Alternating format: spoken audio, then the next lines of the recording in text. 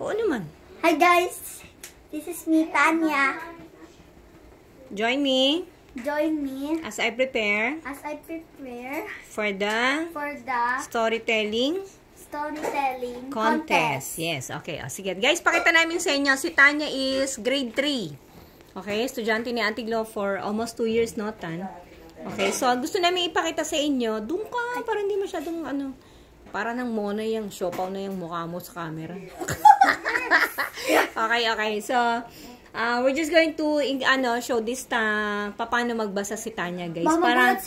Para ma-encourage kayo paano natin tinuturuan ng mga bata sa kanilang pagbabasa. Okay, Tan. Sige, Tan. You do it sa Where? Okay, the empty pot. Okay, you look on what you are reading, ha? Okay, the empty pot.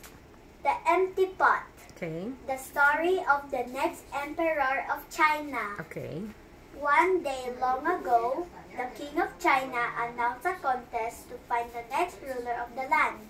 He was getting old and had no sons to take over the throne. One thing about the king is he loved to grow plants.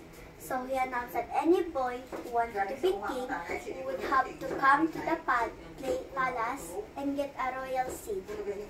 In 6 months, the boy who grew the best plant would be the one to win the contest. Yes. He would be the next to sit on the throne. Every boy in China was wild with joy. Each one was sure he would be the winner. Boys all over started to walk with pride, as if they were the winner. Mothers and fathers were excited too. It sure would be grand to live at the palace. Very good. One boy, named Jun, was quiet. He knew he was good at growing things. Everyone in his village would fight over who was to get his melons, snow peas, his baby corn. All summer long, Jun was working hard at pulling weeds or moving plants from here to there so they could grow better.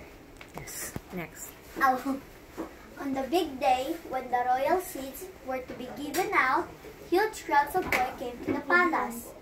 Jun was one of those boys. Each boy took home his royal seed, held tight in his hand. At home, Jun took out a good flower pot. He set down large stones on the bottom. Over them, he set smaller stones. Over those, he filled the rest of the pot with rich black dirt. Then, he made a hole at the top about 1 inch deep. Last, he pressed the royal seed into the hole and set dirt on top. With care, he tapped the top. Over the next few days, Jun watered his pot every day. All over China, boys were doing the same thing. Each one looked with care at his own pot. When would the first little green leaf show up? Day after day, Jun watched and waited. Soon, sprouts were popping up from pots all over the village. Boys moved their baby plants outside so the little leaves could grow even bigger in the sun. Many stood guard over their dear pot at all times. Why it seemed to Jun that every boy who planted a seed had a sprout by now. Every boy that is except him. Yes, very good. Next. Still, Jun's seed did not grow. He carefully took out the seed and moved it into another pot. He put the very best and richest black soil from his garden in the new pot. He broke up every clump of soil there was into a tiny bit of dirt. With great care, he pressed the royal seed on top. Jun watched the pot every day, adding drops of water here and there. But still, his seed did not grow. TJ. Strong, mighty plants were soon rising from pots cared for by the other boys in his village. Yes. Sadly, Jun walked around with his head down. The other boys laughed at him. When something was empty, they would say that it was as empty as Jun's pot. Yes. Jun moved his seed yet again. This time, he took some dried fish and made it into a powder. He dusted the powder into the soil as fertilizer. Yet even so, June's seed did not grow. 6 months passed. The day came when all the boys needed to bring their plants to the palace to be judged. Chen, Han, Wong, and hundreds of other boys cleaned their pots till they shone bright in the sun. Yes, next. They wiped with care each green leaf. They dressed in their best clothes. Mothers and fathers walked next to their sons to help keep plants up so they would not tip over. What will I do?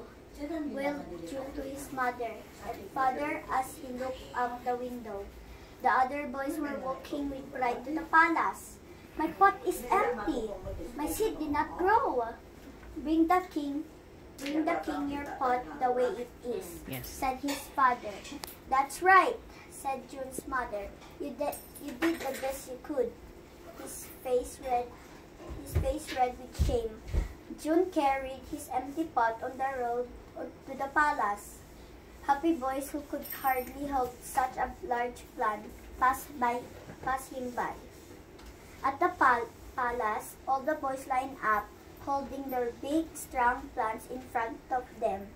They waited to be judged. The king, in his rich silk robe, walked slowly down the line. He looked at each plant with a blank look in his face. Yes. When he came to June, he frowned and said, What is this? You brought me an empty pot? Medyo galit ka dyan, Tanya. Dapat ano, di ba? Kasi he roared. Okay? Next. What is this? What is this? You brought me an empty pot? You brought me an empty pot? You brought me an empty pot? Yes. At the palace, all the boys lined up. It was all June could do to keep from crying. If you please, your majesty, said June. I tried my best. I planted your seed in the best soil I could find. I kept it wet and watched it every day.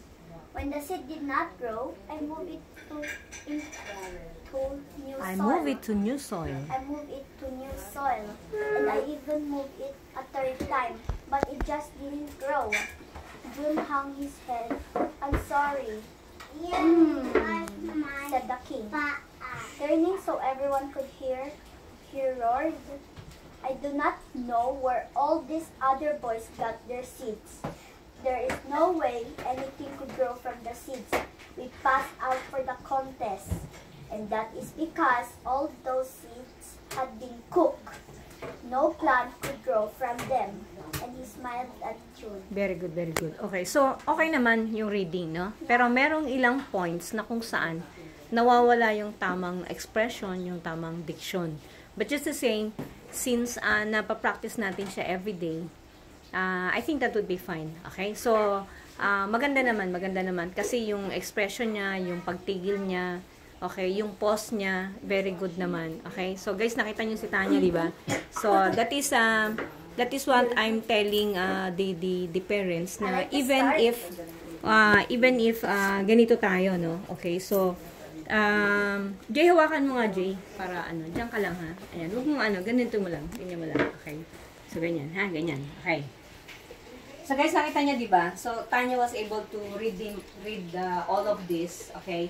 So, yun yung sinasabi natin na even if the children do not know how to pause, how to read, how to, actually, kasi kung mapapansin niyo yung bawat bitaw niya, okay, so, we make it a point na sa pagtigil niya dito, ibig sabihin tigil yon, okay?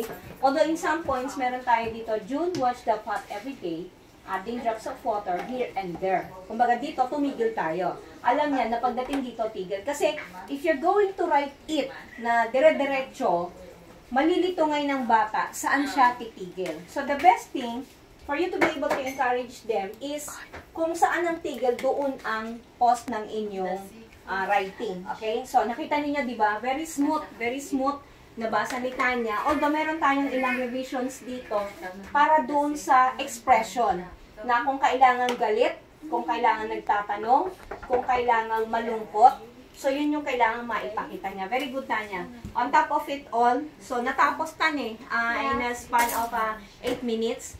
So, another bit of, what you call this? Another round of reading. Yes? Hola. Ano pa yan? Dito ka lang, another bit of reading, another round of reading, para doon nakita natin paano mas marirehearse yung bata. So, we still have time until the end of this month, and hopefully, she would be able to memorize all of this. And if Tanya would be able to memorize all of this, deliver this in the right timing, with the right expression, right dictions, no? That would be the best. Okay? So, ganun po kayo mag-encourage mga nanay ng inyong mga anak on how are they going to join the contest, the storytelling. Bye, Wait guys! lang, mag-end. Ano naman? Like and subscribe! May magic kami! May magic!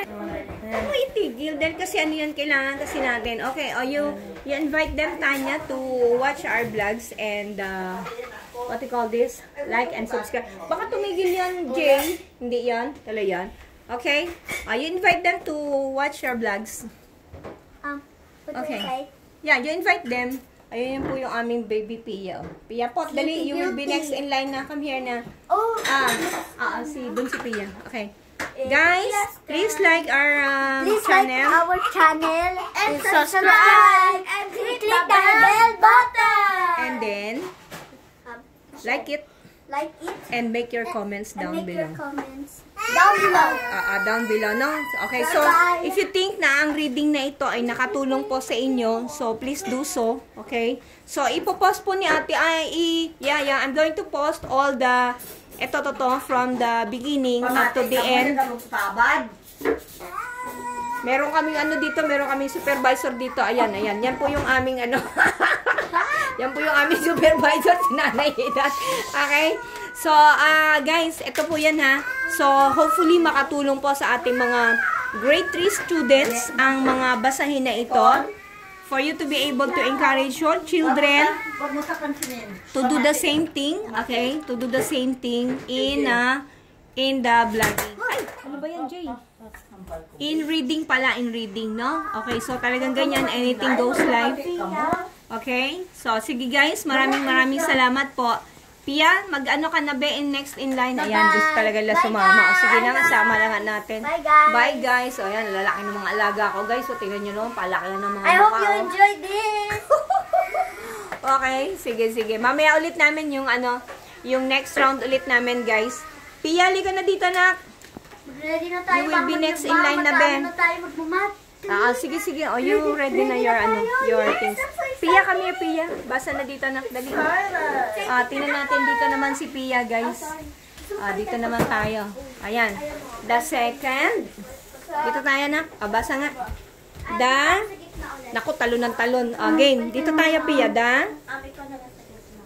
Dito, dali. Game. Dito. Lakas, Pia. Guys, huwag kayo maingay dyan kasi hindi makapagbasa ng maayos si Pia. Sabi ko kaya. Pia pot, come here. Hey. Hey ka dyan. Lika na dito. Dali na, Pia. Huwag ka mo maingay kasi nagbabasa